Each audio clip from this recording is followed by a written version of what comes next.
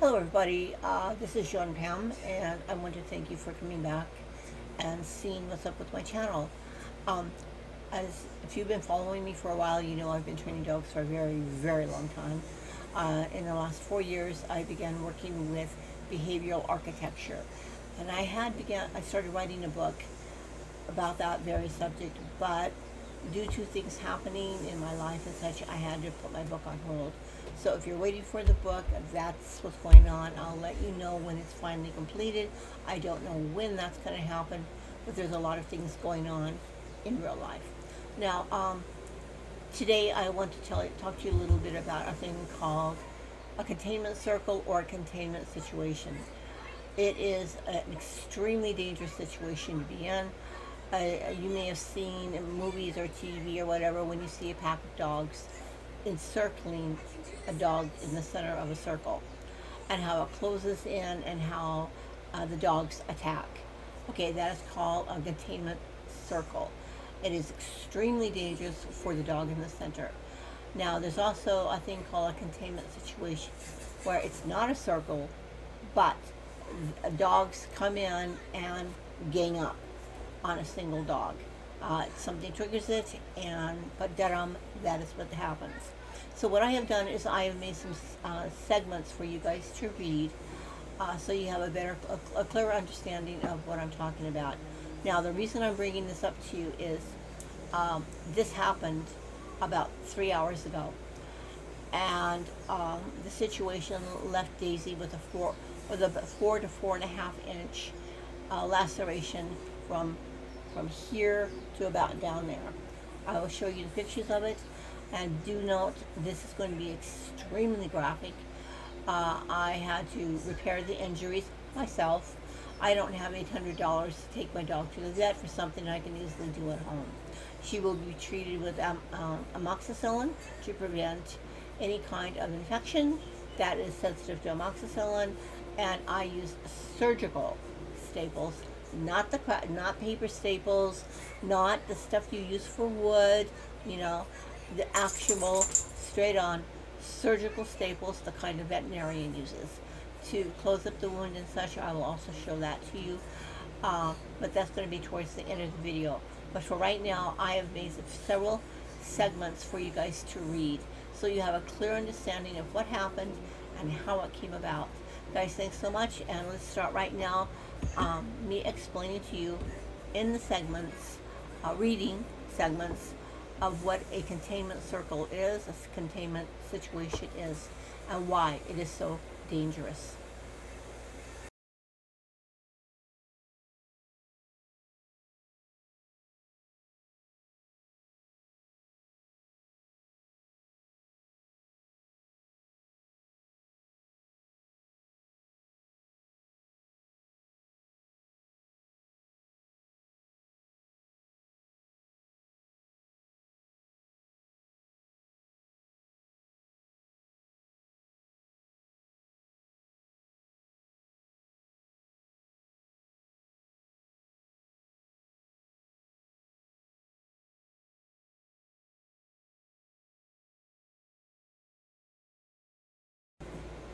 So if you are still here, I want to say thank you. A lot of people don't have the patience to read anything these days because we want everything done yesterday. Um, but I am presenting this to you in print so you can clearly understand and you can reflect back. If you were like, did she say that? Instead of that happening, you can actually read it for yourself and hopefully understand what is being said. Okay, now since you know what a containment situation slash circle is, let's go on to what actually happened. I've set up some of the segments from the start to the end as to why and how this fight happened. So there are 5 segments to this one. So please hang in there with me, stay to the end, and I will show you the result of what happened.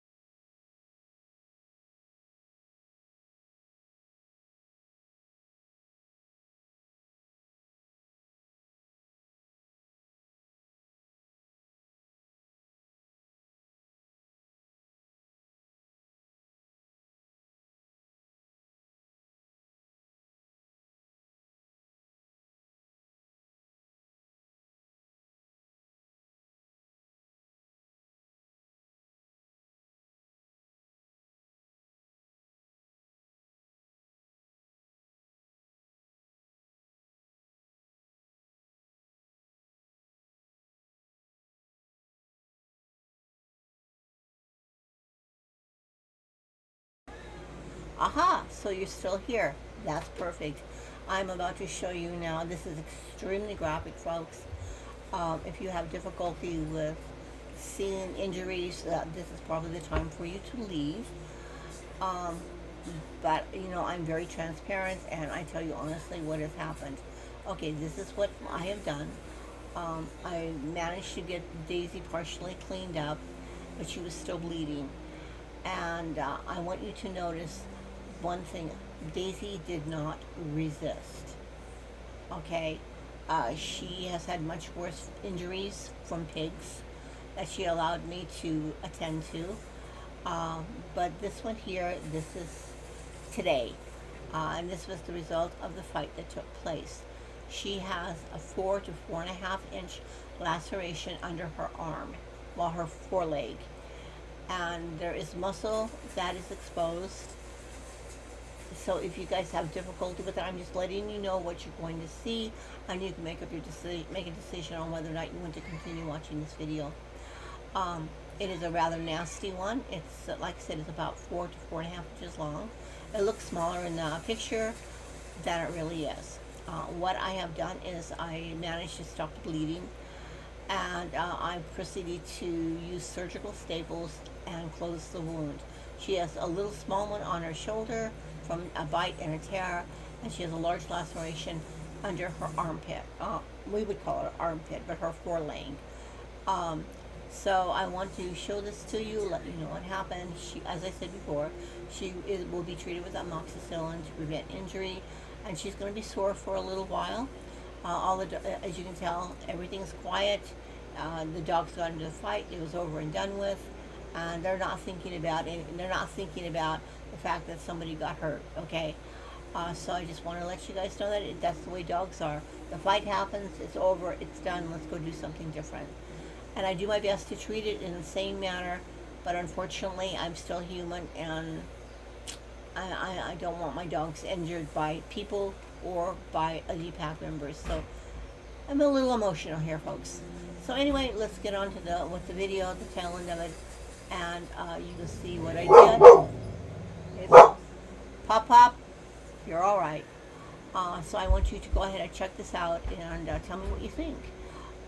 I don't have $800 to go to the vet, and I'm not going to put my dog through that kind of stress.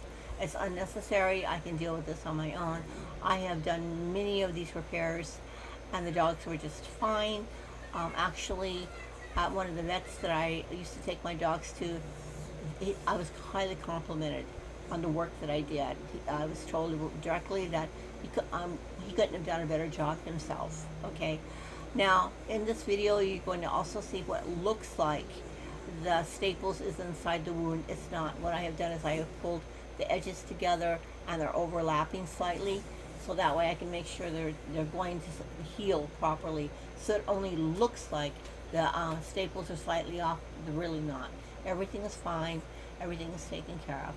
Okay, guys, let's go on with the video, and you let me know what you think. And as always, let me tell you this: unless you know precisely what you're doing, do not, under any circumstances, do not attempt anything like this.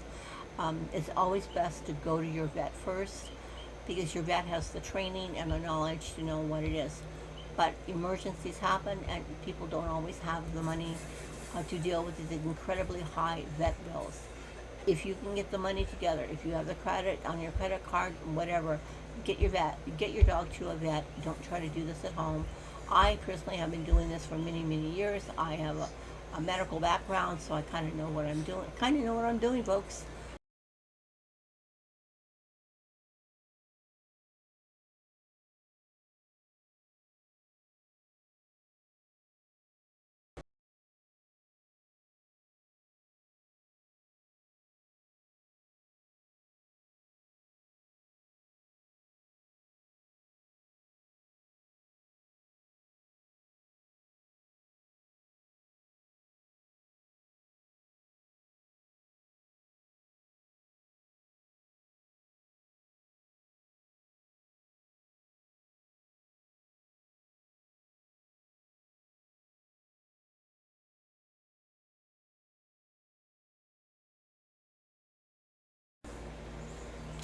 So there you go, guys. That was pretty trippy, huh?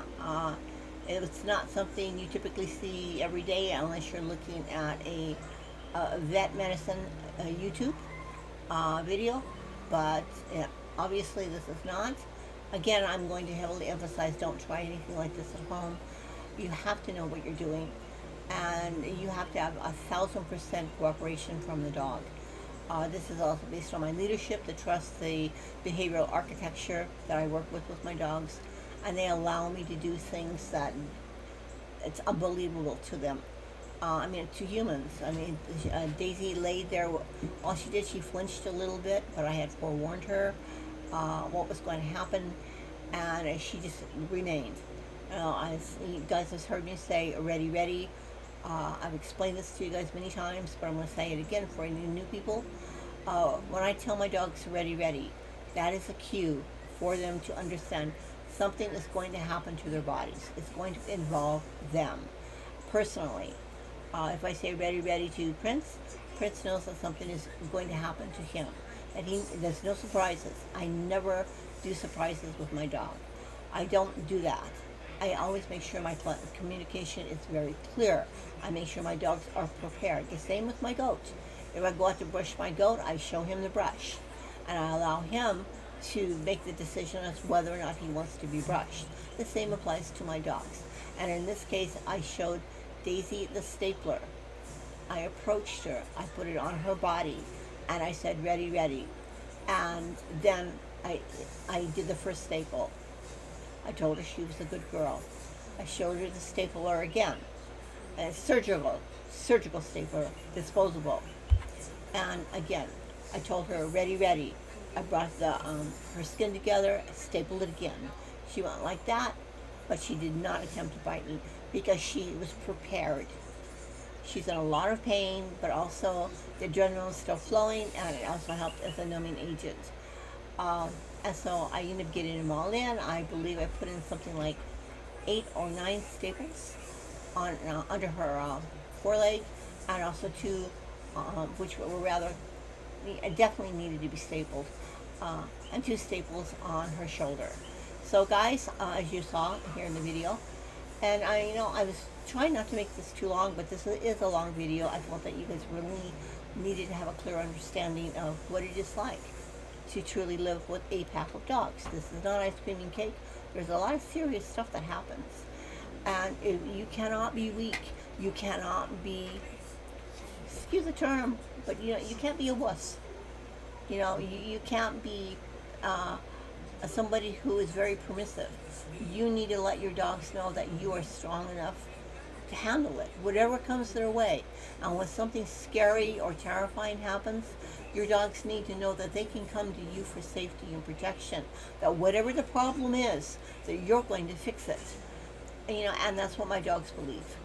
And most of the time, I can fix everything. Unfortunately, I can't do everything. And when it's beyond my abilities, we go to the vet. I find a way. And at this point in time, my dear friend Matt, he's been there, my Hanai Matt, he has rescued me more times than I can remember. And these days, since I am no longer working outside of my home, the money has been pretty tight. So I don't have those resources that I once had.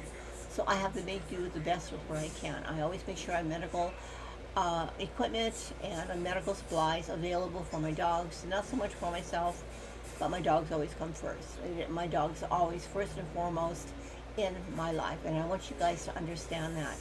I always make sure that they are safe under all circumstances, and in between them, stuff happens. No, actually, the word is shit happens. And I always have to be prepared for something to happen. It's just the way it is. All right, guys, thanks so much for watching. Please, if you like this video, please like it. I appreciate it a lot. Don't be afraid to comment. If you're going to be a butt about it, then I'll just remove the comment. Because you're not me, you're not in this situation, and people like to criticize what they don't live. Okay, this is a living situation that I deal with every single day. I'm always on guard, whether it's cleaning their teeth, doing their nails, whatever it might be. you know, my dogs are used to me handling them and taking care of the problem. Alright guys, thanks so much again for watching. Go ahead. Hopefully you'll like and subscribe, and we'll talk to you soon. And as always, if you don't train them to do the right thing without realizing it, my folks, you will be training them to do everything wrong. Thanks again, and aloha from Hawaii.